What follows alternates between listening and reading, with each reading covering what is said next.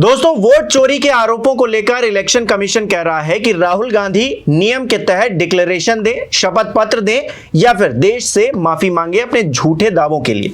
लेकिन राहुल गांधी क्या कर रहे हैं? राहुल गांधी अपने दावे पर अडिग चुनाव आयोग से दो दो हाथ करने के लिए खुलकर मैदान में आ गए।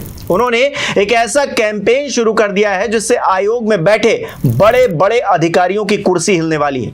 क्या है मामला, बताऊंगा आपको, विस्तार से बने रहिए वीडियो में अंत तक हमारे साथ। नमस्कार, मेरा नाम हिमांशु मिश्रा है, आप देख रहे हैं 4PM न्यूज नेटवर्क। दोस्तों, लोकसभा में नेता प्रतिपक्ष राहुल गांधी ने चुनाव आयोग पर गंभीर आरोप लगाए हैं। बीती 7 अगस्त को उन्होंने वोटर लिस्ट में गड़बड़ी को लेकर 1 घंटे से ज्यादा की प्रेजेंटेशन दी और तथ्यों के साथ सबूत देते हुए दावा किया कि लोकसभा चुनाव के साथ साथ महाराष्ट्र और हरियाणा के विधानसभा चुनाव में भी वोटर लिस्ट में बड़े पैमाने पर धांधली की गई। उधर चुनाव आयोग खुद ये नहीं कह रहा कि राहुल गांधी के आरोप गलत हैं, बल्कि लीपापोती करने में व्यस्त है। कई दिन हो चुके हैं, अभी तक एक प्रेस कॉन्फ्रेंस नहीं की गई है, जबकि यह काम राहुल गांधी के आरोप लगाने के 24 घंटे के भीतर हो जाना चाहिए था। भले ही चुनाव आयोग यह कहता है कि हमें जांच के लिए वक्त चाहिए, लेकिन कहा क्या जा रहा है? कुछ भी नहीं कहा जा रहा है। उल्टा बीजेपी नेता चुनाव आयोग के प्रवक्ता बने हुए हैं। चुनाव आयोग अपने तौर पर कोई भी न कार्रवाई कर रहा है, न ही जवाब दे रहा है। ऐसे में राहुल गांधी हो या फिर कांग्रेस पार्टी हो, हमेशा की तरह सत्ता पक्ष वाले कोसने में जुट गए। राहुल गांधी ने एक और कदम उठा लिया इस बीच, जो कि बहुत बड़ा कदम है। अपने दावों को और पुख्ता करने के लिए और जनता का सपोर्ट हासिल करने के लिए उन्होंने एक कैंपेन शुरू किया है। क्या है वो कैंपेन, जरा उसकी ये झलक राहुल गांधी के शब्दों में ही देख लीजिए। It is critical that we expose voter चोरी। इस कैंपेन का पूरा समर्थन कीजिए, please support this campaign fully. हमारे वेबसाइट पे पूरा का पूरा इंफॉर्मेशन है, डेटा है। आप इस मूवमेंट में शामिल होइए और हिंदुस्तान में जो वोटर चोरी हो रही है उसको रोकने का काम कीजिए। धन्यवाद। राहुल गांधी ने अपने इस वीडियो के साथ अपने ऑफिशियल एक्स अकाउंट पर लिखा है, वोट चोरी एक व्यक्ति एक वोट के बुनियादी लोकतांत्रिक सिद्धांत पर हमला है। यह बात सही है दोस्तों। आगे वो क्या लिख रहे हैं? स्वतंत्र और निष्पक्ष चुनावों के लिए साफ सुथरी मतदाता सूची अनिवार्य है। यह भी सही बात कर रहे हैं वो। आगे क्या कहते हैं? चुनाव आयोग से हमारी मांग साफ है, पारदर्शी तरीके से पारदर्शिता दिखाएं और डिजिटल मतदाता सूची सार्वजनिक करें ताकि जनता और राजनीतिक दल उसका खुद ऑडिट कर सकें। आप भी हमारे साथ जुड़कर इस मांग का समर्थन करें। votechori.in/ED डिमांड पर जाएं या फिर 6950003420 पर मिस्ड कॉल करें। यह लड़ाई लोकतंत्र की रक्षा की है, यह बात राहुल गांधी कह रहे हैं। इस बात को लेकर कैंपेन शुरू कर दिया गया है, लेकिन इस कैंपेन के क्या मायने हैं इसको भी समझ लेते हैं। इस कैंपेन को चलाने का मतलब यह समझ आ रहा है दोस्तों कि कांग्रेस पार्टी अपने दावों का असर जमीनी तौर पर भांपना चाहती है।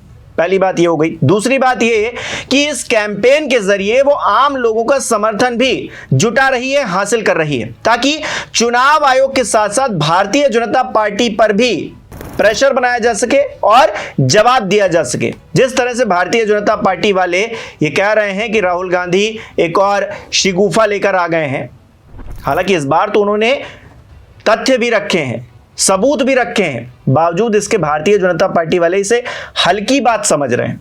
शायद लोकतंत्र ही उनके लिए हल्का है, इसीलिए वो ऐसी बातें कर रहे हैं। खैर, ये सब सियासी रणनीति का हिस्सा है। कांग्रेस पार्टी या राहुल गांधी इस तरह की रणनीति को अपना रहे हैं तो इसमें कुछ गलत भी नहीं कहा जाएगा, लेकिन जनता इस पर क्या रिएक्ट करती है ये कांग्रेस पार्टी कुछ दिनों में बताएगी। लेकिन बड़ा सवाल यहां पर क्या है? सवाल यह है कि क्या सच में वोट चोरी हो रही है या फिर सिर्फ सियासी माहौल बनाने की कोशिश की जा रही? अगर राहुल गांधी के आरोप गलत हैं, राहुल गांधी झूठ बोल रहे हैं, खुलेआम मीडिया के कैमरों पर वो गलत जानकारी पेश कर रहे हैं, चुनाव आयोग की और इस देश के लोकतंत्र को बदनाम करने की कोशिश कर रहे हैं, तो उन्हें एक्सपोज किया जाना चाहिए। देश को बताना चाहिए कि विपक्ष झूठ बोल रहा है। चुनाव आयोग का तो यही काम होना चाहिए इस वक्त, तथ्यों और आंकड़ों के साथ सामने आना चाहिए चुनाव आयोग के अधिकारियों को, पर ऐसा कुछ तो हो नहीं रहा दोस्तों। इससे शक और भी गहरा रहा है, शंका और भी बढ़ रही है कि आखिरकार हो क्या रहा है इस देश के अंदर। इस लोकतांत्रिक व्यवस्था में कौन सेंधमारी करने की कोशिश कर रहा है? क्या चुनाव आयोग भारतीय जनता पार्टी से मिला हुआ जैसा कि आरोप कांग्रेस पार्टी लगा रही है? क्या सेलेक्टिव अप्रोच अपनाई जा रही है सीटों को लेकर, मैनिपुलेशन को लेकर? और यही शक लोकतंत्र के लिए सबसे बड़ा अभिशाप होगा दोस्तों, कि एक तरफ सवाल उठ रहे थे, दूसरी तरफ चुप्पी साधे हुए था चुनाव आयोग, जिसकी गरिमा को लेकर, जिसकी प्रतिष्ठा को लेकर इतना बड़ा प्रश्न खड़ा हो जाए, वो ये कहेगा प्रश्न उठाने वाले से कि आप जाइए एफिडेविट दीजिए, आप जाइए एक शपथ पत्र दीजिए आकर। अरे सबसे पहले आयोग के बड़े बड़े अधिकारियों को आना चाहिए था और कहना चाहिए था कि राहुल गांधी गलत बोल रहे हैं, झूठ बोल रहे हैं ये, और हमको थोड़ा सा वक्त दीजिए, हम इनकी पोल खोल देंगे। कुछ भी नहीं कहा गया, कुछ भी नहीं बोला गया। 24 घंटे के अंदर ये काम हो जाना चाहिए था। दूसरी तरफ एक और खेल हो रहा है दोस्तों, वो भी मैं आपको बताता हूं। एसआईआर पर सुप्रीम कोर्ट में सुनवाई हो रही थी। चुनाव आयोग से कहा गया था कि जिन 65 लाख लोगों के नाम काटे गए हैं उनका ब्यौरा हमें दे दीजिए, हम देखते हैं क्या है व्यवस्था। लेकिन चुनाव आयोग ने सुप्रीम कोर्ट को ही डेटा देने से मना कर दिया है। जी हां, मना कर दिया, सीधे मना कर दिया। उल्टा सर्वोच्च अदालत को ही कानून पढ़ा दिया कि ऐसा कोई नियम ही नहीं है जिसके तहत नाम काटने का कारण बताया जाए या ऐसी कोई जानकारी दी जाए। अब बताइए दोस्तों, चुनाव आयोग की मनमर्जी नहीं तो इसे और क्या कहा जाए? सुप्रीम कोर्ट को भी नहीं बताएंगे कि किसके नाम हटाए हैं, किस लिए हटाए हैं, किसके नाम जोड़े गए हैं, क्यों जोड़े गए हैं, क्या व्यवस्था है। अरे भाई, सुप्रीम कोर्ट पे तो बताते जाकर। ठीक है, जनता के सामने आप रिवील नहीं करना चाहते हैं, जबकि ये सारी बातें तो आपको पब्लिक फोरम पर आकर सार्वजनिक करनी चाहिए थी। लेकिन ठीक है, आपकी कुछ मजबूरी हम मान सकते हैं। सुप्रीम कोर्ट में तो बताइए, वहां भी नहीं बताएंगे। और ये हाल तब है दोस्तों जब एसआईआर के नाम पर जो धांधली हो रही है उसकी खबरें अखबारों में छप रही हैं, फ्रंट पेज पर छप रही है। उदाहरण भी देता हूं मैं, दैनिक भास्कर की एक्सक्लूसिव खबर देखिए दोस्तों। हेडलाइन क्या लिखी हुई है? मुजफ्फरपुर में एक ही पते पर 269, तो जमुई में 247 वोटर रहते हैं, यह पाया गया है। एक्सक्लूसिव ग्राउंड रिपोर्ट है। मुजफ्फरपुर में एक ही पते पर 269 और जमुई में 247 वोटर, जैसा कि आरोप राहुल गांधी लगा रहे थे, कुछ वैसी ही तस्वीर अब बिहार से निकलकर सामने आई। अंदर खबर में क्या है वो और ज्यादा इंटरेस्टिंग है। देखिए क्या लिखा हुआ है। मुजफ्फरपुर के बूथ नंबर 370 पर कुल वोटरों की तादाद 629 है। इसमें से 337 पुरुष हैं और 292 महिलाएं हैं। इन 229 वोटरों में मकान संख्या 27 के पते पर 269 लोगों का नाम दर्ज है। दोस्तों सोचिए, एक मकान में 269 लोग रह रहे हैं, कितनी बड़ी बात है। लोग खड़े भी नहीं हो सकते हैं दोस्तों। 269 लोगों की उंगलियां उस कमरे में नहीं फिट हो पाएंगी, और ये कह रहे हैं उसी पते पर रहते हैं। यानी कि बूथ के करीब 43% वोटर एक ही मकान में रह रहे हैं जिसका नंबर है 27। मकान नंबर 27 के पते पर जिन 269 के नाम हैं उसमें 138 पुरुष हैं, 131 महिलाएं हैं। इन 269 वोटरों का नाम क्रमांक संख्या 82 से 350 के बीच में है। इस मकान के पते पर राम विनय ठाकुर रह रहे हैं, उमा शंकर सिंह रह रहे हैं, बेबी पीटर रह रहे हैं, देखिए अलग अलग धर्म के लोग भी रह रहे हैं, सुनीता अग्रवाल रह रही हैं, रमाकांत शाह रह रहे हैं, रेणुका वर्मा, अलाउद्दीन मियां भी रह रहे हैं यहाँ पर, अजय कुमार यादव का नाम भी है इसमें। अगला आइए, मुजफ्फरपुर के बाद जमुई की बात कीजिए तो वहां बूथ नंबर 86 का हाल देखिए। इसी बूथ पर टोटल वोटरों की संख्या बताई जा रही है 618। इन 618 वोटरों में 247 वोटरों के नाम क्रमांक संख्या 9 से 255 के बीच में है। इन सबों का पता मकान संख्या 3 है। कुल मतदाताओं के करीब 40% इसी मकान में रहते हैं लोग। 618 वोटरों में 341 पुरुष और 277 महिलाएं हैं। मकान संख्या 3 में रहने वाले 247 जो वोटर हैं उसमें से 148 पुरुष हैं, 99 महिलाएं। इस मकान में रहने वाली शाइस्ता का नाम 3 जगह पर है, उनके पिता और पति का नाम अलग अलग है। अब बताइए दोस्तों, राहुल गांधी जो आरोप कर्नाटका को लेकर लगा रहे थे, वहां की एक सीट को लेकर लगा रहे थे, कह रहे थे कि 1 लाख वोट फर्जी हैं, एक मकान में कई कई लोग रह रहे हैं, वही हाल तो बिहार में हो रहा है। बिहार से एक अलग तस्वीर निकलकर सामने आई, वहां तो सैकड़ों लोगों के नाम है। बिहार में वहीं अगर घमासान हो रहा है, वहीं बवाल मचा हुआ है उसी बात को लेकर, तो कर्नाटका में क्यों नहीं हो सकता? राहुल गांधी तो इस बात पे अडिग हैं, अपनी बात पर धांधली का आरोप लगा रहे हैं, सबूत लेकर आए हैं, और वो भी उस डेटा के आधार पर जो चुनाव आयोग नहीं दिया है। 7 फुट लंबा उन्होंने तस्वीर भी दिखाई, 7 फुट लंबा आपने कागजात दे दिए हैं। आप कंप्यूटर रीडेबल डेटा नहीं दे रहे हैं ताकि जल्दी जल्दी चीजें हो पाए। 6 महीना राहुल गांधी और उनकी टीम को लग गए एक सीट का हाल निकालने में, और आप कह रहे हैं कि अब तो भाई 45 दिन के अंदर सारा डेटा गायब, कुछ भी किसी को नहीं पता चलेगा, किसी को जानने की जरूरत नहीं इस देश के अंदर कि आखिरकार बूथ पर क्या हुआ, कैसे हुआ, क्यों हुआ, और इस देश में लोकतंत्र कायम किया जा रहा है। ये बातें छिपाकर किसे फायदा पहुंचाने की कोशिश हो रही है, सवाल तो ये उठेगा दोस्तों।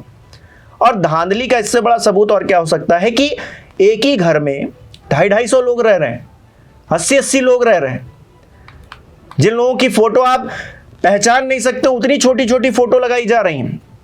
2-2, 3-3 जगह पर लोगों के नाम दर्ज हैं, डुप्लीकेसी हो रही है। 2 EPCI नंबर का जिक्र आया तो मैं आपको बताऊं कि तेजस्वी यादव पर भारतीय जनता पार्टी के लोग काफी हमलावर थे। फिर पता क्या चला, डिप्टी सीएम विजय सिन्हा का नाम भी 2-2 वोटर लिस्ट में। जी हाँ, बड़ी इत्तेफाक वाली बात है कि तेजस्वी यादव पर, जो कि पूर्व डिप्टी सीएम है, उन पर आरोप लगाए जा रहे थे।